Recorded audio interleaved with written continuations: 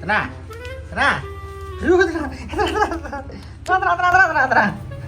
Tenang. Hả? Bây chơi ổn. Popo ra là. Ồ, cái này bỏng ăn nó bỏng. Có món ăn nè, có món ăn.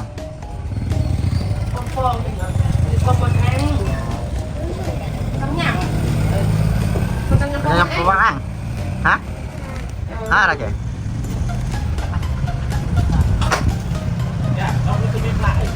Có cho nhâm, có món ăn. Có nhâm hả? Hả? Đừng phải chơi ơn ấy. Nào, phải chơi ơn. Phải chơi ơn nữa. Chơi ơn. Ấy hả? Hả? Rồi. Ta phải ao gì hết? Ừ, chọn bàn. Mẹ bắt bao giờ? Nào. Papa phải ơn. Này. Papa phải chơi ơn. Ba chụp nè. Mẹ thử nè. Mẹ chơi nè. Mẹ chơi nè. Mẹ thử chơi. Ok. Mẹ ăn không? Chơi con anh nữa. Hả? Dung ơi, mẹ bao Vinh lời rồi.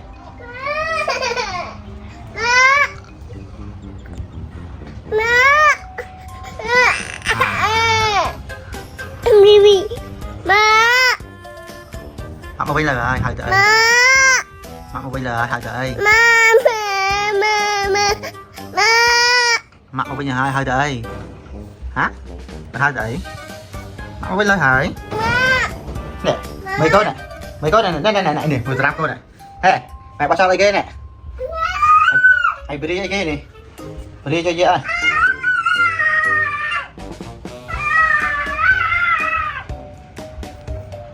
Lan mau rồi. Lan nói. Lan bóng ơi. Ui Lan nói. Lan. Làm ao nữa thế hả? Mạo bà nó bà. Mạo quá cái mẹ mạo rồi. Mạo.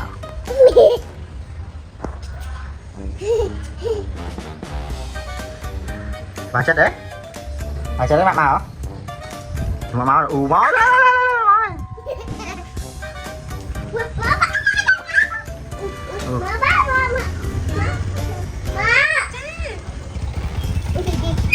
Hay.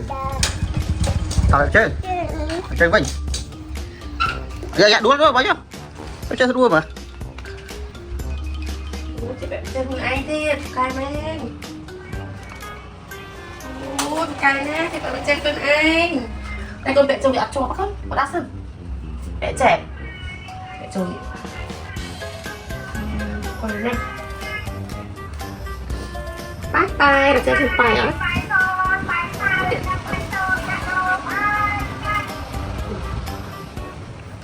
Chơi nè. Là tao. Bye bye. Ôn từ nè. Ôn tập xa hả ba nữa? Ôn tập xa. Tập du. Ôn tập tinh nông hả ba nữa? Tinh ai kim. Tinh phèn bay chu. Thôi. Bye bye.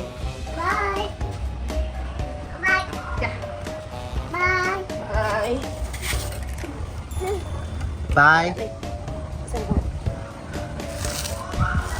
Bye. Liền.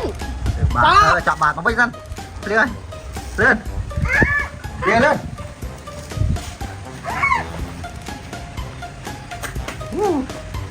Liếc bà. Liền.